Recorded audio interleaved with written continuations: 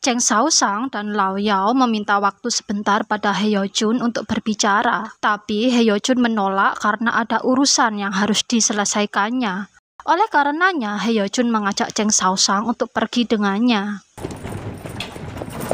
He Yojun mengajak Cheng Xiaosang ke pengadilan tinggi untuk menyaksikan eksekusi Pangeran Zhao yang tidak lain adalah suaminya sendiri.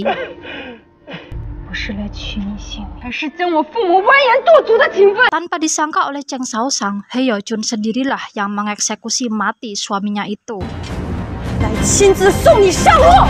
Cheng Xiaosang refleks menutupi mukanya dan membalikkan badannya, dan tanpa dia sangka, Jenderal Lin Puyi sudah ada tepat di belakangnya, memeluknya dan mengatakan, "Jangan takut, aku ada di sini."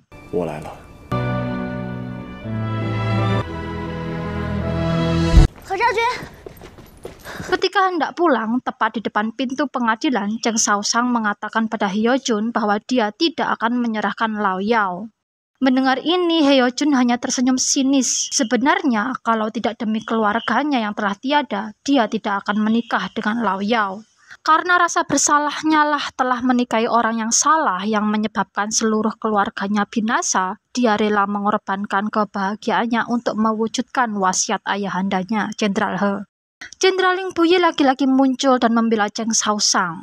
He Yojun kali ini protes pada Cheng Xiaosang. Dia sudah mempunyai Jenderal Lin Puyi, kenapa masih menginginkan Lao Yao? Cheng Xiaosang hanya diam dan bersembunyi di balik Jenderal Lin Puyi, kemudian melangkah pergi. Di dalam kereta, Jenderal Lin Puyi menceritakan bagaimana Jenderal He dan keluarganya berjuang mengamankan kota Fengyi dari serbuan para pemberontak klan Xiao. Cheng Xiaosang akhirnya menangis, merasa nasibnya selalu kurang beruntung. Sesampainya di rumah, Cheng Xiaosang masih tampak murung memikirkan segala perkataan He Yojun dan juga Jenderal Lin Puyi.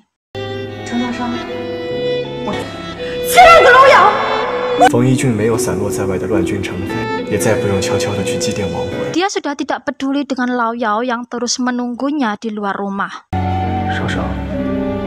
Keesokan harinya, dengan mantap Cheng Xiaosang mengatakan pada kedua orang tuanya untuk memutuskan pertunangannya dengan Lao Yao. Di hadapan keluarga Lao, Jenderal Cheng Xi mengutarakan maksudnya untuk mengakhiri pertunangan putrinya dengan Lao Yao. Mendengar ini, Lao Yao sangat terkejut.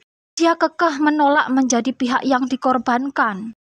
Cheng Xiaosang kemudian mengajak Lao Yao berbicara empat mata. Dia katakan bahwa Jenderal He dan keluarganya meninggal dengan cara yang sangat tragis demi menyelamatkan kota Fengyi. Pengorbanan Lao Yao dengan membatalkan pertunangannya dengannya dan menikahi He Yojun sama sekali tidak sebanding dengan pengorbanan Jenderal He dan keluarganya. Sikap rela berkorban itulah yang mestinya dipunyai oleh Lao Yao jika dia benar-benar ingin menjadi seorang pejabat suatu saat nanti. Mendengar ini, Lao Yao menjadi luluh. Kembali mereka berdua menghadap para tetua. Di hadapan mereka, Lao Yao mantap untuk memutuskan pertunangannya dengan Cheng Xiaosang dan bersedia menikahi He Yojun. Untuk Cheng Xiaosang, dia mendoakan agar Cheng Xiaosang bisa bertemu dengan penggantinya yang jauh lebih baik dari dirinya.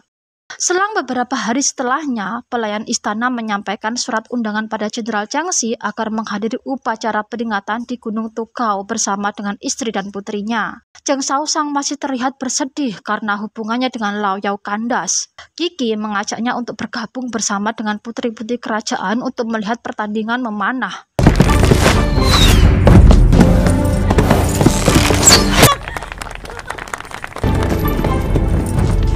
Qi terus nyerocos menjelaskan nama-nama dan kedudukan para putri kerajaan itu. Cheng Xiaosang sendiri hanya terdiam tanpa menoleh sedikit pun ke arah putri-putri yang dibicarakan oleh Qi. Dia sama sekali tidak tertarik dengan hal-hal yang berbau dengan kerajaan. Cheng Song tiba di lapangan itu dan langsung menjitak kepala Qi karena terus-terusan bergosip tentang keluarga kerajaan di hadapan Cheng Xiaosang, padahal dia tahu Cheng Xiaosang tidak akan berhubungan dengan putri-putri itu. Tiba-tiba perhatian Cheng Xiaosang tertuju pada He Yojun yang baru saja datang bersama dengan tunangannya, Lao Yao. Cheng Xiaosang terlihat semakin sedih. Qi berusaha menghiburnya, tapi tetap saja tidak ada senyum di wajah cantiknya. Wang Ling dan Lao Li mulai membuat ulah. Mereka sengaja pindah tempat duduk tepat di samping Qi and the gang. Wang Ling mulai memprovokasi Cheng Xiaoshang. Lao Li ikut-ikutan dengan mengatakan bahwa Wang Ling jago memanah sambil berkuda karena dia selalu diajari oleh ayahnya yang seorang jenderal kavaleri. Tak mau kalah dengan Wang Ling, Qi juga sesumbar bahwa dirinya adalah pemanah dan penunggang kuda yang handal. Wang Ling akhirnya menantang Qi untuk menunjukkan kebolehannya dalam berkuda dan memanah. Kini giliran Yuan Sanjian duduk tepat di sebelah Cheng Xiaoshang. Cheng Xiaoshang semakin tidak betah berada di tempat itu. Tanpa banyak omong, dia segera beranjak pergi. Yuan Sanjian hendak mengikutinya, tapi Cheng Xiaoshang menghalanginya dengan menyerukan namanya hingga para gadis yang ada di tempat itu langsung mengerumuninya. Yuan Sanjian公子. Cheng Xiaoshang menghibur dirinya dengan berkuda sendirian. Dia berhenti di suatu jalan setapak yang mengarah ke bangunan unik yaitu Pagoda Yanhui. Cheng Xiaoshang memasuki pagoda itu dan kemudian mengamati struktur bangunannya. Dia menaiki tangga pagoda itu dari satu lantai ke lantai berikutnya hingga sampailah dia di lantai ketiga. Hati Cheng Xiaoshang sedikit terhibur begitu dia melihat pemandangan hijau Gunung Tukau dari jendela pagoda itu.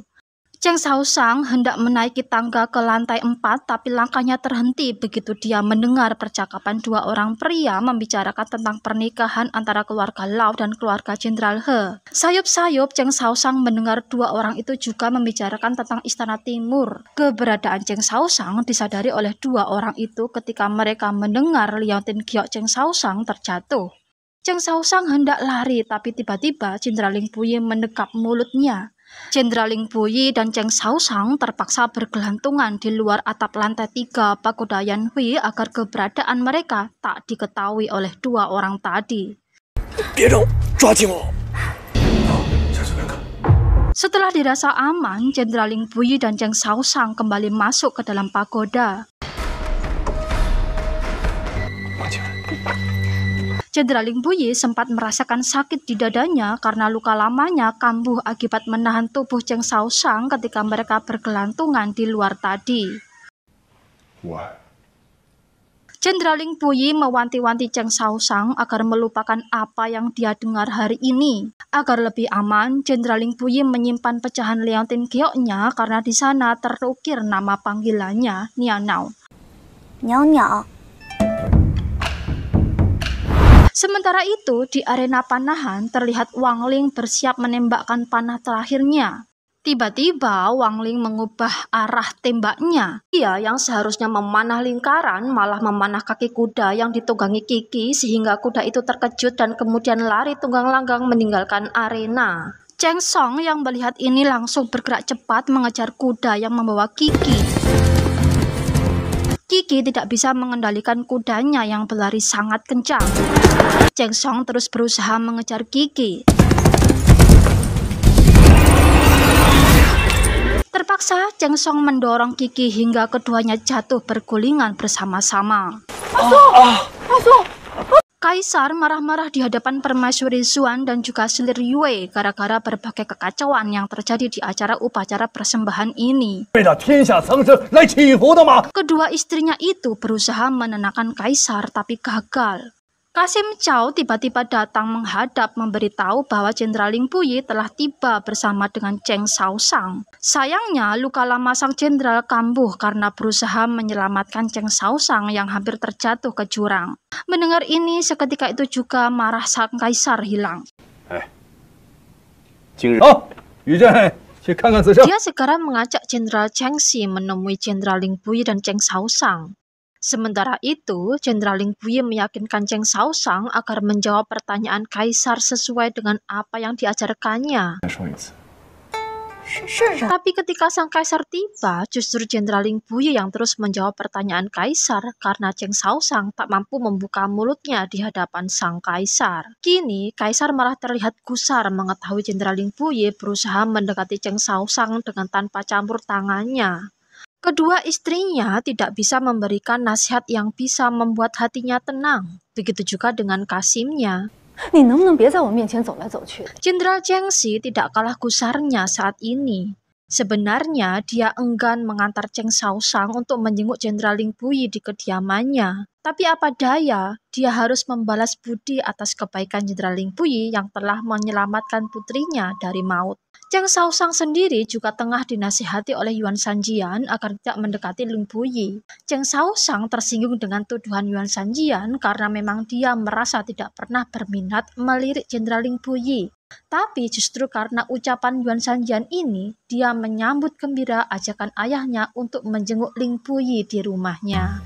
离陵不宜远些吧。夫子没有道理阻拦吧？程娘子刚退亲，